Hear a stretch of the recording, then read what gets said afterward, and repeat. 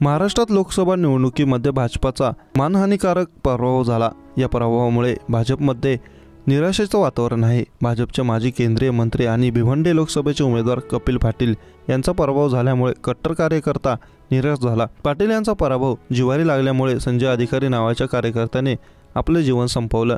भारतीय जनता पार्टीचे उमेदवार माजी खासदार तथा केंद्रीय मंत्री कपिल पाटील यांनी भिवंडी मतदारसंघातून निवडणूक लढवली, पण शरद पवार गटाचे उमेदवार सुरेश म्हात्रे यांनी कपिल पाटील यांचा पराभव केला। आपला नेता पराभूत झाल्यामुळे साहजिकच कार्यकर्ते दुखावले गेले होते। शहापूर तालुक्यात राहणाऱ्या संजय अधिकारी या तरुण कार्यकर्त्याने आपल्या साहेबांचा पराभव जिव्हारी लावून घेतला। त्यानंतर यातूनच संजय अधिकारी यांनी राहत्या घरी सरलांबे येथे गळफास लावून स्वतःचं जीवन संपवलं। संजय हा नेहमी कपिल पाटील हे विजयी होणार असं सगळ्यांना सांगत होता, पण पाटील यांचा पराभव संजय पचवू शकला नाही।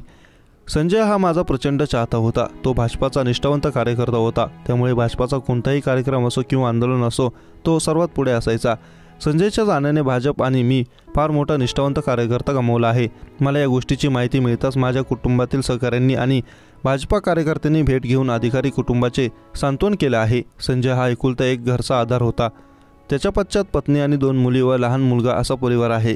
त्यांचा सर्व कुटुंबाची जबाबदारी माझ्या कपिल पाटील फाउंडेशन मार्फत यापुढे करण्यात येणार आहे, अशी माहिती कपिल पाटील यांनी दिली। यश अपयश एकाच नाण्याच्या 2 बाजू आहेत। आपण माझ्याप्रती दाखवलेला विश्वास आणि अपार स्नेह याचे मोल जय पराजयापेक्षा कित्येक पटींनी जास्त आहे। तर सर्व कार्यकर्त्यांना कळकळीची विनंती आहे की आपण असं कोणतेही चुकीचं पाऊल उचलू नये। भारतीय जनता पार्टी व माझे सर्व पाटील कुटुंब अधिकारी कुटुंबियांच्या दुःखात सहभागी असून ईश्वर त्यांना दुःख सहन करण्याची शक्ती देव, अशी भावनाही पाटील यांनी व्यक्त केली। तसंच 2 दिवसानंतर कपिल पाटील हे संजय अधिकारी या निष्ठावंत संजय अधिकारी यांच्या घरी जाऊन कुटुंबियांची प्रत्यक्षात भेट घेऊन आर्थिक मदत करणार आहेत।